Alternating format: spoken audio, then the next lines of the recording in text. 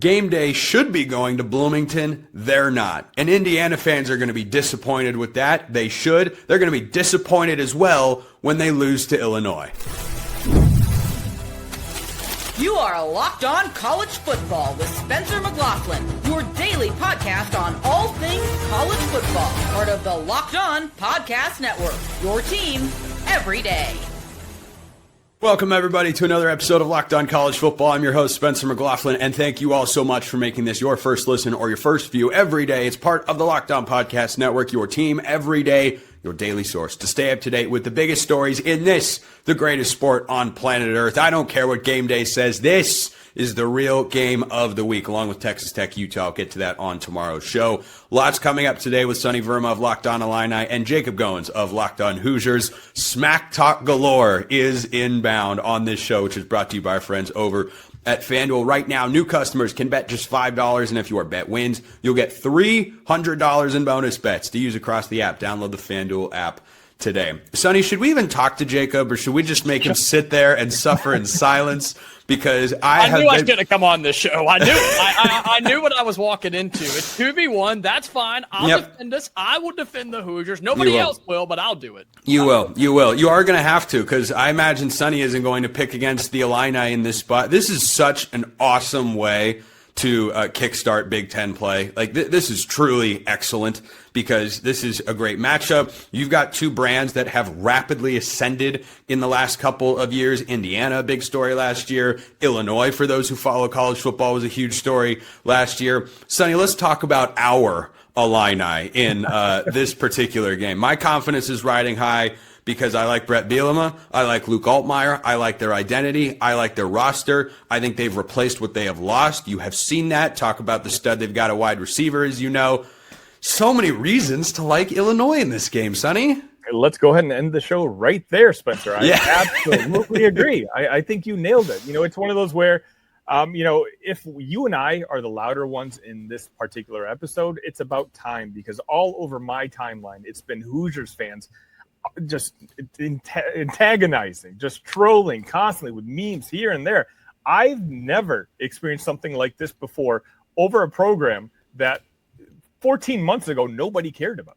And so for me, it's one of those where if I circled this date as soon as it was released, I know Bret Bielema has. And I know he said it himself at the post-game press conference against Western Michigan. He said that he had circled, or he started scouting Indiana last year. He knows how important this game is, both for the Illinois program, and he knows how important this game is for the Indiana program. And I think Bret's going to have these boys ready, and I can't wait.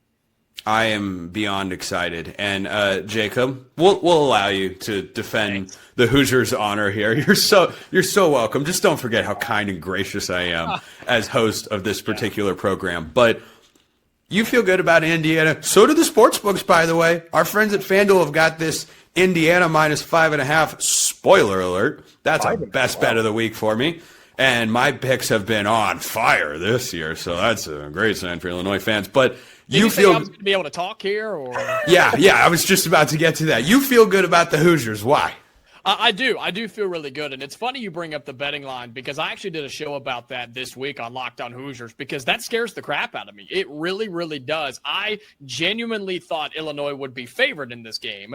I think Indiana's still the better team. I think Indiana wins, but the betting line is a little fishy to me. And so I talked about that earlier in the week. But look, Cignetti's been here before. Indiana has been here before, not in their history, but in recent memory, as Sonny alluded to. Look, there's no secret. Indiana football up until last year was a joke. It was embarrassing, and not a lot of people were in on it. But now it's a new era, and Cignetti showed he can win games against tough opponents. The talent is even better than it was a year ago, and I think this is going to be a rock fight for 4 quarters against Illinois. But I think Fernando Mendoza has proven he is the correct answer at quarterback. I think Indiana's defense is one of the best in college football, and it's a home game at night in Bloomington. It doesn't get any better than this. I think it's a 4-quarter game. I really do, but I just think Indiana's more talented where it matters most. I do fully expect Bloomington to be rocking. It's going to be a great visual. I'm excited to watch all of that. But, Jacob, I do not say this in trolling fashion. who is the best team Curt Cignetti has beaten since he got to Indiana? It's a good question. It is. And I think you're looking at last year's schedule and the two games that everybody wants to talk about, right? Ohio State, Notre Dame. Indiana didn't win those games, but you did beat Michigan last year, who ended up getting some solid wins down the stretch. So that's probably my answer, is Michigan last year. But Indiana got better as the year went on, and they're rolling into this year. So you're absolutely right. It's prove it mode for Indiana, and you've got opportunities against Illinois, Oregon, and Penn State this year. So Michigan's my answer, but it's going to be Illinois after this week. Sonny, refresh my memory. What was the score of the Illinois-Michigan game last season? I will tell you, I know Illinois became the victor in that game as well, but I wanted to drop a note. Saturday during kickoff, it'll be 1,750 days since the Indiana Hoosiers beat a football team with a number in front of their name.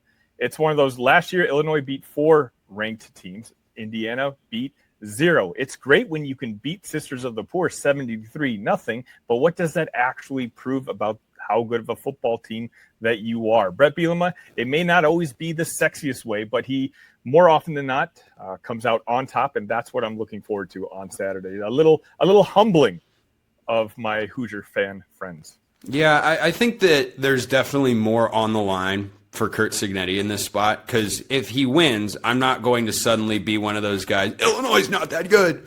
Illinois is a pullback team. They were overrated last year. Like, I've never been that kind of guy, and I will give Curt Cignetti his flowers if he winds up winning the game and go, okay, that's the best win of the Curt Cignetti era, because I think it pretty clearly would be.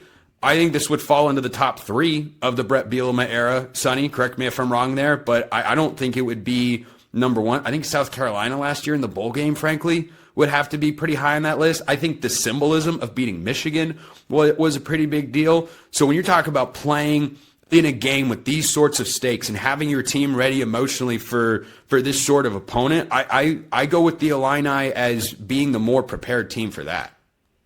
I completely agree. I mean, last year, we got blasted by Oregon. I'll grant that, but a game again in Beaver you did? Stadium. You did? I don't remember that. Oh wait, yeah, I do. Okay, moving on. A game at Penn State. Illinois was within 1 score with 4 minutes left in that game. A Penn State team that was, many argue was a top 5 football team last year. It's Illinois, as long as they can keep themselves and put themselves in a situation to win at the end.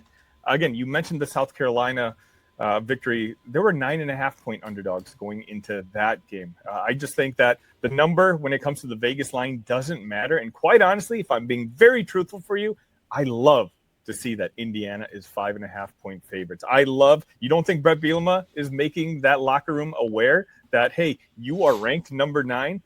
The Hoosiers are ranked, I think 19. Well, that 19 team is 5.5 points favored over you. I love it. I think that, if anything else, makes me more confident that Bret's just going to have these guys ready. It's down to 4.5, according to our friends at FanDuel. I'm still taking Illinois in the points because I like them to win the game outright. How could that not be one of my best bets? Jacob, we'll get to the matchups and the breakdown, how this one gets decided in the next segment. But take us home on what this game means to Indiana and how a win would impact the program right now. I mean, just being truthful, it would shut everybody up. It really would. It would show that Indiana is still a really good football team, that Curt Cignetti is still one of the best coaches in the Big Ten, if not college football, and this propels the Hoosiers into what is a tougher schedule than it was last year. Indiana goes on the road to Iowa next week, then a road game at Oregon, couple of weird games in between before Indiana goes to Penn State. They're not winning all of these games, but you got to win a couple of them. And if you can beat Illinois this weekend, I think you can beat Iowa next weekend, and then you split Penn State or Oregon, you're back in the college football playoffs. That's what this game means, college football playoff implications for Indiana and for Illinois. Yeah, I don't think that you're out of it if you lose this one. Your margin just gets very, very thin. Correct. And if you have this feather in your cap, that can be something that works in your favor if you're, let's say, 10-2 and not in the Big Ten championship game, and it's 2 of Oregon, Ohio State, and Penn State, and it's these 2 teams trying to get in. Yeah, 10-2 might be good enough if you have this particular win. So a lot on the line. How does it get decided? You are going to have to stick around to find out.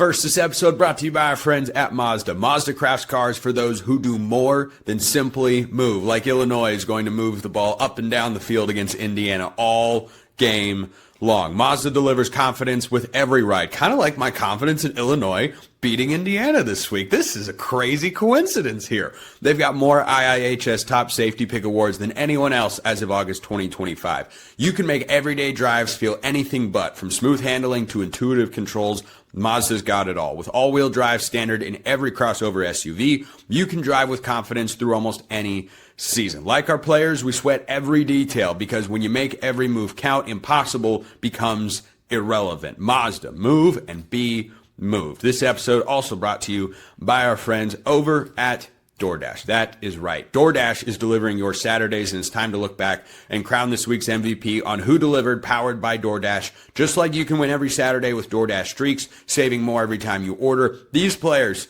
or sides of the balls you're about to hear, delivered when it mattered most. Let's break it down. The hot seat for Billy Napier got hotter because of LSU's defense. 5 interceptions. Goodness gracious. I guess that means Blake Baker is the guy who delivered, LSU's defensive coordinator. He delivered big time and has been all season long.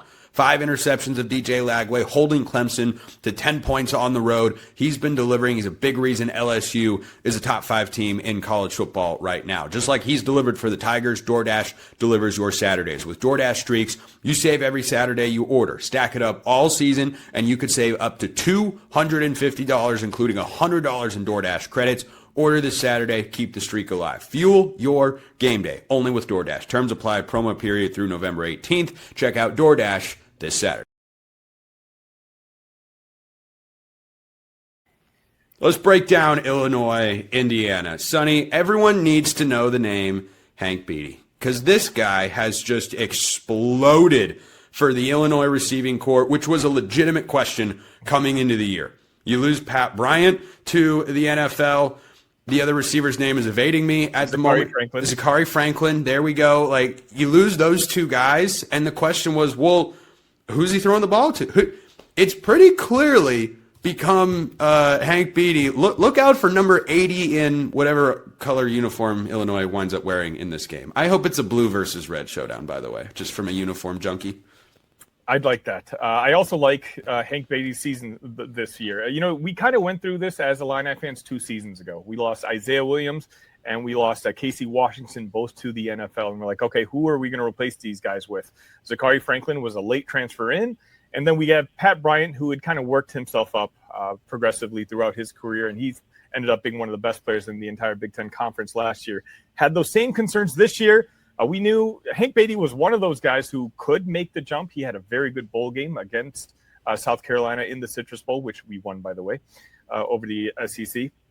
And we knew that there's a lot of talent in that wide receiver room, a lot of young talent, arguably more talent than the previous years. We just weren't sure which other guy would step up. We know Hank obviously has. He's arguably been the MVP of this team over the last couple of weeks.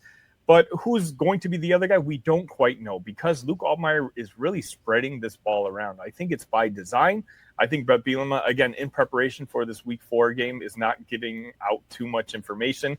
I believe in 2 of the 3 games that Luke Altmyer has completed passes to at least 8 different guys. That's why you're not seeing numbers, around. Yeah, you're not seeing, multiple guys go for 80, 90 plus yards. I think, it's going to be interesting whether it is. We don't know if Justin Bowick is going to come back. He was my flag player for this year, a guy who I thought had a chance of breaking out and being a red zone target, and that's exactly what he has been. He had 3 touchdowns in the first 2 games, and then unfortunately he left early with an injury against Western Michigan. But, the key to me in any college sport, in particular college football, is you having a senior quarterback playing in his 3rd season in the same system is almost a cheat code at this point. And so I'm really looking forward to, if you and I know that Hank Beatty is going to be a target for Luke, that means Curt Cignetti absolutely knows. So I want to see what Doesn't matter. Can't stop him. He's got 200-yard games in his first 3 as a go-to guy for this Illini offense. I'm all in on the Hank Beatty hype train there. So Goins, this Indiana defense, probably one of the more underrated units in all of college football. They have got, I think, NFL caliber guys really at all 3 levels of the defense. And before we get to that in just a moment, speaking of uniforms, I just want to commend both of you for the attire you have chosen for this particular segment. I was actually going to dog on Jacob because Sonny's got the team colors, right? He's got the Locked On Illini hat, the navy blue with a touch of orange. It's a classic look. It's great. And I was wondering where Goins' red support for Indiana is, and then I remembered it's kind of an icy cool gray Indiana sweatshirt that you've got. Got some camo going on, just supporting the troops, supporting the boys. What camo? I didn't see anything. Do you have arms? I didn't see it there. Anyway, so bringing this back to the game, Goins, this Indiana defense is going to face by far its biggest test, and that's another reason I like the Illini in this spot is Duke is not as good as I thought they would be early in the season. It's still a bigger test to me than what Indiana has gone through with their non-conference. This is the best team by far they're going to face. It's going to be the most physical team. And when you're playing a road game like Illinois is, the ability to go out, have a tone-setting drive, punch the other team in the mouth a little bit, set the tone, I think is huge. And that Indiana defense, I think, is going to have to come up with a response because I expect the Illini to have scored before the 8-minute mark of the first quarter. I'll take that. Can we? Does FanDuel have that somewhere? I'll start poking around. I'll call him. Make a prop bet. Yeah. When does Indiana score its first touchdown? Before or after 8-minute mark Q1? I thought you said Illinois is going to score before the. Or Illinois. Sorry, okay. Illinois. Indiana absolutely will. Illinois, I don't know. We'll have to wait and see. But no, you're absolutely right. I'm with you that I thought Duke was a much better team than they are. I think they're still about a year away from really competing in the ACC. And I thought that was a heck of a test for Illinois, and they just handled it easily. And I think that said more about Duke than it did Illinois. But your point still stands. Indiana hasn't played a P4 team. You've played Old Dominion, who looks much better than people gave them credit for, Spencer. You played Kennesaw State, who's not bad, and then Indiana State, who was the defense of Kennesaw State is epic, and that's the first time it's happened here in Locked On College Football. First time for everything, though. That's okay. Hey, I'm defending my guys, okay? Indiana Owls. State was bad, okay? 73-0, 40-something at half. I mean, it was not a test. And so you're right. Indiana's defense is going to be tested against an experienced quarterback, like you said, in Luke Altmyer, some really good receivers, and a big physical offensive line. But, Spencer, you said it. Indiana's got NFL dudes at all three levels, All-Americans at all three levels. Michael Kamara on the defensive line, Aiden Fisher in the linebacker spot, D'Angelo Pons as a corner, and then some really good dudes who have filled in around them as well. Brian Haynes is one of the best defensive coordinators in the Big Ten that doesn't get talked about enough. The Hoosiers will be ready.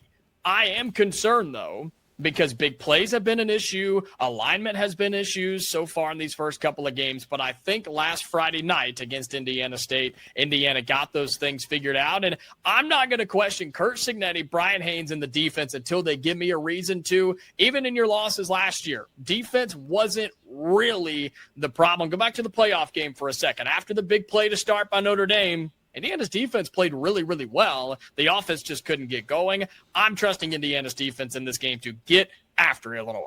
Can I, Jacob, have you give me a quick moment of trivia real quick? Oh, I want you to name trivia. I'm so bad. No. This is not going to require much from you. I want to see if I can get this. So give me Indiana's first three opponents, but don't name their mascots. I want to see if I know the mascots of all three of their schools. You're going to know two of them, I'm pretty confident. How about Old Dominion? Okay. Okay, we'll go one at a time. Old Dominion. Monarchs. Kennesaw State. Owls. Indiana State. Sycamores. I'm so proud of you. Thank you. I was just thinking about that. That's a great trio of mascots to have gone up against, even if it's not a great trio of opponents. Old Dominion got Brent Pry fired, so that is something. That is something. They went toe to toe. They didn't go toe to toe with the Power 4 team. They blew them out of the water. So did New Mexico. So let's get to the moment people have been waiting for. Our predictions in this game, according to our friends at FanDuel, it is Indiana. Oh, it just jumped as we were recording. I'm not even kidding. It is Indiana minus 5.5. Yeah, the public loves the Hoosiers, baby. If you want to send your kid to college and all you want to do is just put some money into a particular wager, Illinois plus 5.5 is the lock of the century. So Spencer doesn't have kids, by the way. makes a good point. The over-under is set at 52.5. I like the defenses in this game, even though the offenses have started to showcase stuff going both ways. I think defense wins the game. I like the Illini. I think this is a dogfight. 4 quarters, 24-21. Illinois by a field goal gets it done on the road. Jacob, you're first, and then we'll end with a correct prediction. Okay, thanks. Appreciate that. Look, I think the defenses will be active early on both sides. I think a very, very low scoring first half. Do you still have FanDuel pulled up? What's the first half scoring margin or scoring line in this game, Spencer? Let me see if I can. I think the defenses are going to get after it extremely early in this game. A lot of tensity in this game. The first half total is 26.5.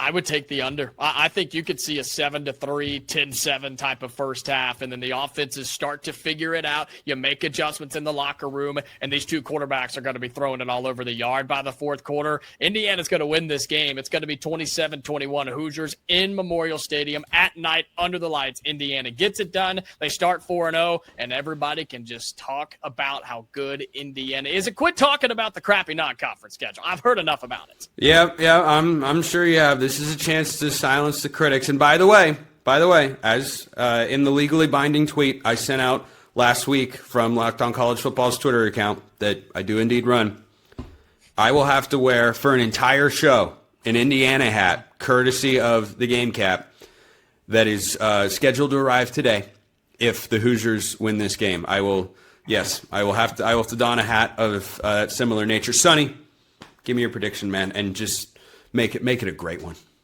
You know, Spencer, I've always considered you a gentleman and a scholar and a neutral arbiter of all things college football. Exactly, took the words right out of my mouth. And so, if you have those words, then who am I to say that you're going to be wrong? Bret Bielema and the Illini have outscored their opponents 59-6 after halftime adjustments in the last 2 games. Now you're telling me Bret Bielema has been planning for this game since last year, that he's been formulating his game plan since last year. I don't think there's any way this Illinois team loses this game on Saturday. I don't care what the public says. You know what? Again, the public said that the SEC was going to beat Illinois by 10 points, and Illinois came out with a victory there. I see it a little bit more high scoring, but only because of kind of what we talked about. I like both defenses, and I think there could be 1 or 2 defensive touchdowns coming in this game. I just submitted my official prediction, 30-27 Illini. Oh, there it is. There it is. That's an over on FanDuel. Goins is just disgusted with both of us right now. We'll see who is laughing come Saturday. Sonny Verma, Locked On Illini. Jacob Goins, Locked On Hoosiers. Gentlemen, a great time as always. Upsets and some major storylines. All in week 4 coming up next. First, this episode brought to you by our friends at Monarch Money. Most people can't name all their financial accounts or even what they're worth, whether it's 401ks, properties, or investments. And when you don't have the full picture, you can end up leaving money on the table. That is why there's Monarch Money, an all-in-one personal finance tool that brings your entire financial life together in one clean, easy-to-use interface on your laptop or your phone. Monarch is built for people with busy lives like me or my guest today or you as well. If you've put off organizing your finances, Monarch is for you. Monarch does the heavy lifting for you. You can link all your accounts in minutes, see clear data visuals, get smart categorization of your spending, and finally feel in control of your money, all without ever touching a spreadsheet. It's all about consolidating and simplifying and getting on the right path. Don't let financial opportunities slip through the cracks. Use the code LOCKEDONCollege at monarchmoney.com in your browser for half off your first year. That's 50% off your first year at monarchmoney.com with the code LOCKEDONCollege. Check them out at monarchmoney.com. All right, welcome back. I hope you guys enjoyed that crossover episode that Spencer McLaughlin of Locked On College Football and Locked On Oregon did for us. That won't be the last time that Jacob and I collab. We've got some fun ideas. We know, again, this Illinois audience and this Indiana audience, well, they've been going back and forth essentially since the offseason started. And both fan bases have circled this game. Both coaches have circled this game. So Jacob and I, we're going to go on each other's shows or probably just do more crossovers sometime this week. We've got some really funny plans ahead. We're going to argue Bret Bielema versus Curt Cignetti. We're going to argue Luke Altmyer versus Mendoza, and also have a couple laughs on the way. So definitely make sure you're tuned into Locked On Illini this week. We're really going to have some fun with our Hoosiers brethren. What I did want to discuss today before I let you guys go is me finding out live, as you guys watched the previous segments, that this line has moved to 5.5 in favor of the Indiana Hoosiers. Now, 5.5, quite honestly, I think is probably the right line if you're just a casual college football fan. I still stand by my prediction. I still think that Bret Bielema is going to have this team ready. But as I mentioned in segment number 2, the fact that Indiana is this strong of a favorite, trust me, I think this is what Illinois does best. I think Bret Bielema has this team ready when there's a chip on their shoulder. Look, we've been favored in all 3 games so far this season. And many are saying, at least in the Talk Illini Discord, that they're kind of disappointed with the performance of the Illini. I do think that Bret Bielema teams, and in particular this team, in the past has shown that they tend to perform better when their backs are against the wall. And I'm not just talking about the Penn State game. We had the Michigan game last season. When people are doubting Illinois, that's when Bret Bielema lets his locker room know that the world is doubting you, and they maximize their performance on the field. And I do think that if Illinois was a favorite in this game, that I would all of a sudden feel less confident about this victory. I think the pressure at this point is 100% on Curt Cignetti. The pressure is 100% on the Indiana Hoosiers because, as Jacob mentioned, they've heard this conversation for a while now, that they've not been able to beat anybody of any real value. I busted out the stat, right? I think at least as of this recording, it's 1,746 days. Thank you to Connor Pills, my buddy, for pointing that stat out, since Indiana beat a ranked opponent.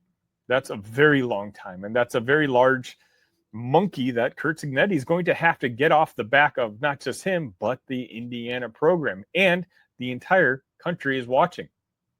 Bret Bielema has done this before. He's been a head coach of a Power 4 school for a very long time. He's been in these sort of high-pressure situations. Curt hasn't. Curt Cignetti, for all the stuff he did at James Madison, which was very admirable, don't get me wrong, undoubtedly very successful, but things are just a little bit different once you reach the highest level of college football. And that's what he's doing now. And when he's been in this position, he hasn't succeeded. And so we know Bret Bielema can. The national college football audience knows Bret Bielema can, but we don't know if Curt Cignetti can. It's one thing to beat Indiana State 73-0, but can you beat a very good team that has players equal to you on the other side of the football, has a coaching staff equal to you on the other side of the football? I think that's what we're going to see on Saturday night. And I've said this before, it's one of my most anticipated games that I can remember in recent memory. It really is. I mean, at least 10 years that I can think of. There might have been more important games in the past, talking about the bowl game, but I just think the implications of this game are so big that Saturday I've scheduled ever since the schedule came out. And again, we're going to have a lot of content for you right here on this channel. So make sure you're always tuned in. It's another big moment on Locked On. College football fans, Locked On and Fire TV present College Football Kickoff, your ultimate college football weekly preview. Drake Toll of Locked On Big 12 leads the conversation alongside two-time AP Coach of the Year Gary Patterson, former college star Jesse Holley, and Locked On's local experts. A college football preview only Locked On can do. Catch College Football Kickoff every Thursday throughout the season only on Fire TV. That's going to wrap it up for today. Until next time, ILL. Love you guys.